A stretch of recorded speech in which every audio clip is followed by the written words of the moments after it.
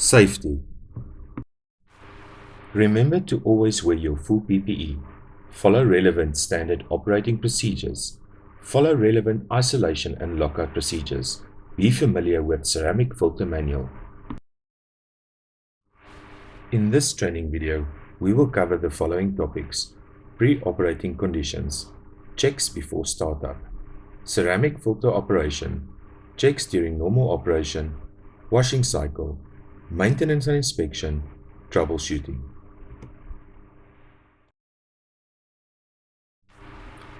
How does a ceramic filter work?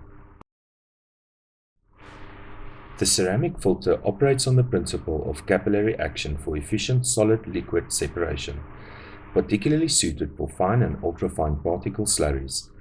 This sophisticated filtering system consists of numerous ceramic plates that provide a high filtration area. During operation, the slurry is fed into the filter basin, where a vacuum is applied through the ceramic plates. This vacuum draws the liquid through the microporous ceramic plates, leaving the solid particles to form a cake on the surface of the plates. The unique design of the ceramic plate allows for precise control over the filtration process, enabling the filter to operate efficiently. As the filtration cycle progresses, the cake builds up on the disc until it reaches a predefined thickness. At this point, the vacuum is interrupted and the cake is removed by a mechanical scraper. Pre-operating conditions.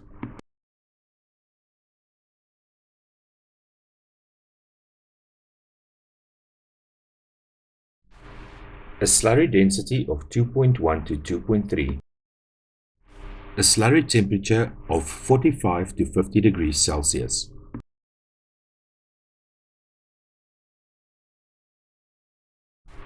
Air pressure of 5 to 7 bar. Grain size distribution of 75 to 80% passing 75 micron, 65 to 69% passing 53 micron, and 50 to 58% passing 37 micron. Ceramic filter operation. Ceramic plates as filtering media have the following advantages. No air penetrates a wet filter plate. The capillary forces keep some water in pores of the ceramic media, which means that no air can enter the vacuum system. It has a very low energy consumption per filter and a high vacuum in relation to filter cloth operated machines. The main factors affecting filter performances are slurry temperature, slurry density, and grain size distribution. If the filter cake moisture is too high, you might be in an overground situation, because filter cake moisture increases when total surface area of particle increases. If the moisture is too low, you can be in an underground situation. The stages of the ceramic filter are cake forming, cake drying, cake discharge, and backwash. Cake forming takes place on the discs when they rotate through the slurry in the basin. Capillary action creates an extremely high vacuum level, which draws liquid through the discs into the filtrate lines. Solid build up rapidly on the external surfaces on the discs, and the microporous structure prevents any solids from penetrating the disc surface. The filtrate drawn through the sectors is removed by a vacuum pump.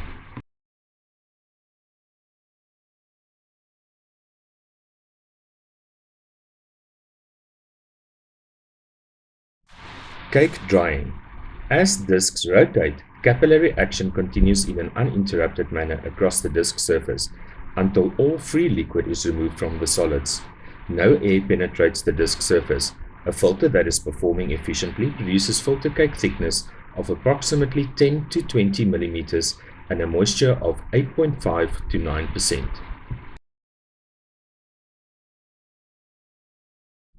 Cake discharge. Scrapers remove the cake from the discs. A thin residual cake is left on the surface to protect against mechanical abrasion. This reduces maintenance requirements and extends the life of the discs. Continuous cake discharge is achieved. The scrapers are set at 1 to 2 mm depending on the type of filter plate used.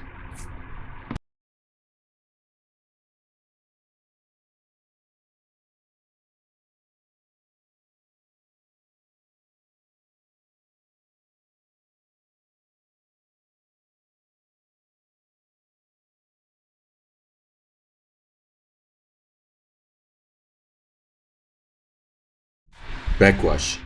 Filtrate water is used to flush the discs. It removes the residual cake and cleans the microporous structure.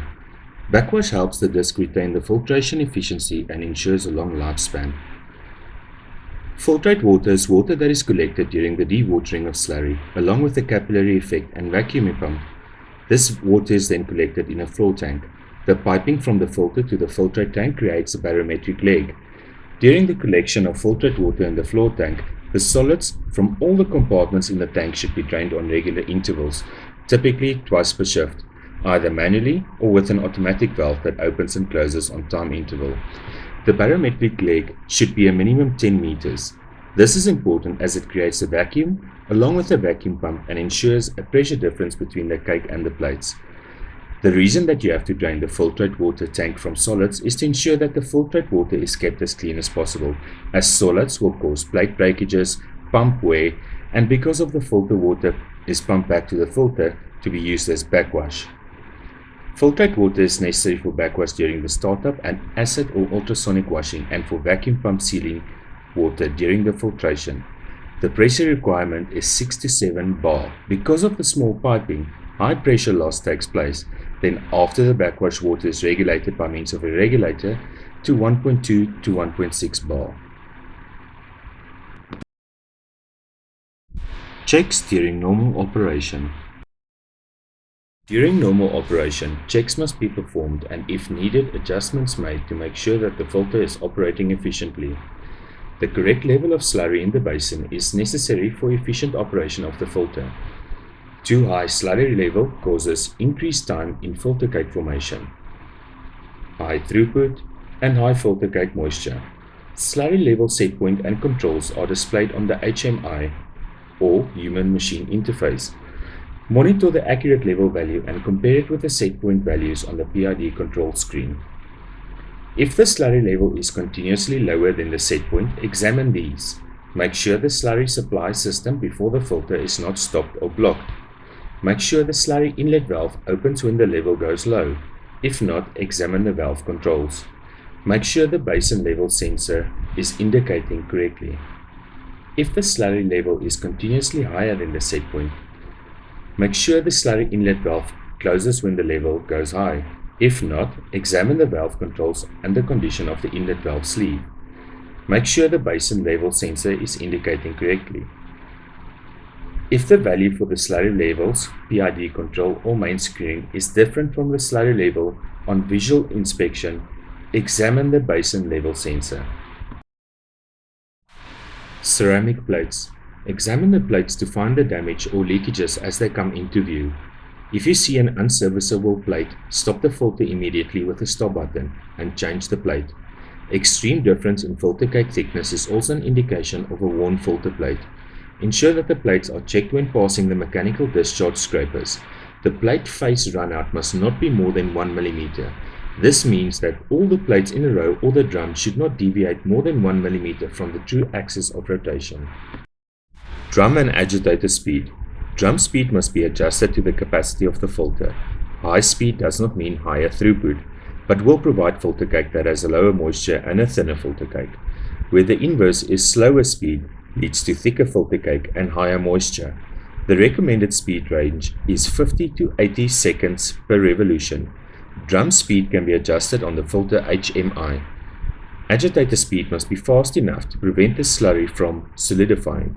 The agitator speed can be adjusted using the related HMI. Backwash. Backwash with filtrate water is done for each revolution for each filter plate of the drum. Backwash helps keep the plates clean. Filtrate water is used in backwashing during the running and washing cycle.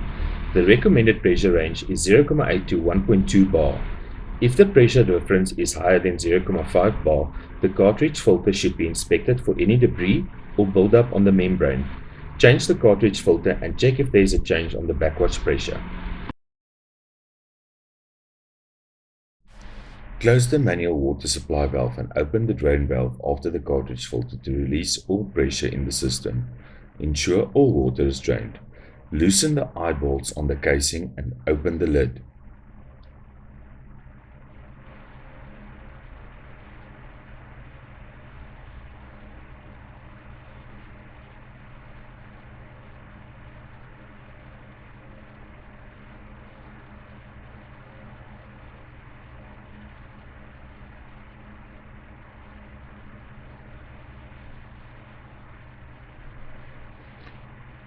Remove the cartridge filter top ring and remove the used cartridge filter and discard it in the allocated refuge bin.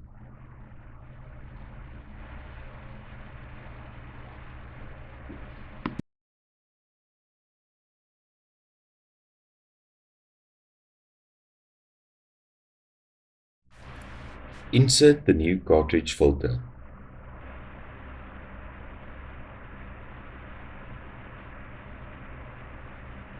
Replace the top ring.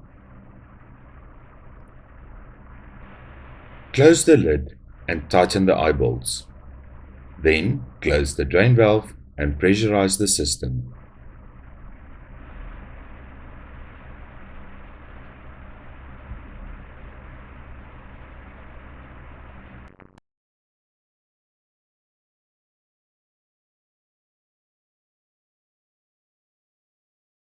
Vacuum is important in the filter operation because it gives the pressure difference between the filter cake and plate. Monitor the vacuum level gauge. The vacuum must be 0.7 to 0.9 bar. If the vacuum is lower than specification, examine the following. Make sure the vacuum pump operates correctly and the manual valve for sealing water is open. Examine if the ceramic plates are wet. Make sure the ceramic plates are not broken. Make sure the vacuum hose connection and the plate connections are tight. Make sure the filtrate pipes do not leak. Ceramic filter washing.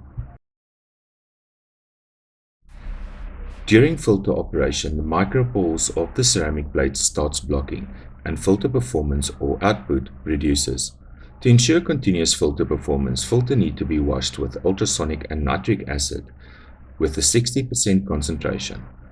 The minimum interval of filter washing cycles are every 8 hours. For a CC30 ceramic filter, the requirement is 20 liters per hour, and for a CC45, the requirement is 30 liters per hour of nitric acid during a washing cycle. Ultrasonic transducers are used along with acid during the washing cycle. When the filter is in its washing cycle, the water level in the basin is about 70%, and the transducers are submerged in the water. During the wash cycle, we have continuous backwash, flushing the plates from the inside towards the outside. The transducers produce ultrasonic waves, 28 kHz, which is the point of resonation. Resonation occurs when a vibrating object like the transducer causes a nearby object, the plate, to start vibrating at a higher amplitude.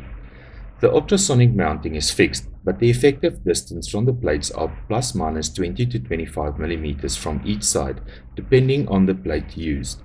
This in turn will cause the small particles that are trapped in between the pores to start vibrating, along with the backwash water. Then this pushes the particles out. The process also improves backwash water efficiency during normal operation. During acid wash, the plates should regenerate from a brown color to a white color with no fluid, water or acid spraying. Should the plate be in contrast to the other plates, the ultrasonics need to be inspected if it is in working condition. If not working, it should be changed according to the procedure. How to change the ultrasonic transducers. Unscrew the transducer cable from the connection box. Attach a string to the transducer cable. Remove the 2 bolts holding the transducer. Lift the transducer from the bracket onto the walkway platform. Transfer the string to the new transducer's cable. Connect the cable conduit back to the guide pin. Pull the cable back to the connection box using the string while at the same time lower the new transducer into position on the guide pin. Attach and tighten the 2 bolts. Detach the string from the transducer cable and screw the cable to the connection box. Rotate the drum slowly and check that it rotates freely. Inspection of plates. The vacuum pressure will decrease should there be a plate that as a whole is cracked or broken, and filter will probably trip on low vacuum alarm. Wet filter cake may be observed where the cake is discharged, indicating plate damage. On inspection after the discharge where backwash takes place, check if water sprays out. This signifies a hole or crack. If backwash cartridge filter blockage is frequent, this could be due to a broken or cracked plate where slurry is sucked in. Unequal filter cake thickness on plates is an indication of a blocked, cracked, or broken plate. Changing of ceramic plates.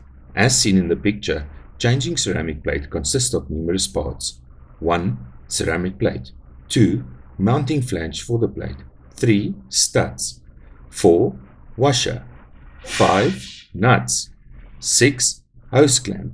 7. Stainless steel spring. 8. Rubber hose. When mounting or removing several plates at a time, the drum can start rotating due to the weight being uneven. Secure drum mechanically with lever hoist in front and back to prevent any uncontrolled rotation. Clean the surroundings of the plate that needs to be removed.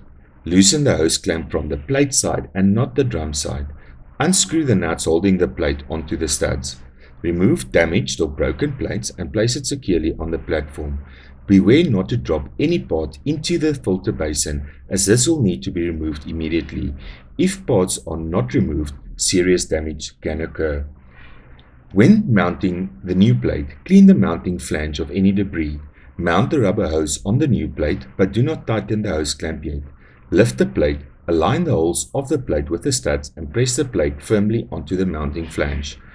Fit the rubber washer and then the steel washer. Then only place the nut on the stud. Tighten the connection nuts and torque it with a torque wrench to 50 Newton meters.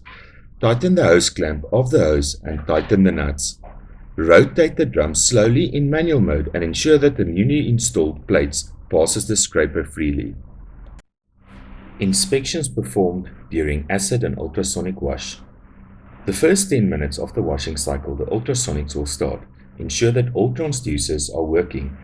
Current or ampere display is plant specific. Ensure that the slurry is not fed to the basin and returning to the slurry mixing tank. After 10 minutes of ultrasonic, the acid pump will start. After 15 minutes of the acid pump running, measure the pH with pH strips. The pH should be 1. Report any deviations immediately. Cleaning the buildup of material inside the discharge chute and between scrapers should only be done after the wash cycle has completed. This is to ensure cleaning tools are not caught up by the rotating filter, which can cause damage to the filter plates. Notice the buildup between row 4 and 5 of this filter and the effect that it has on the filter.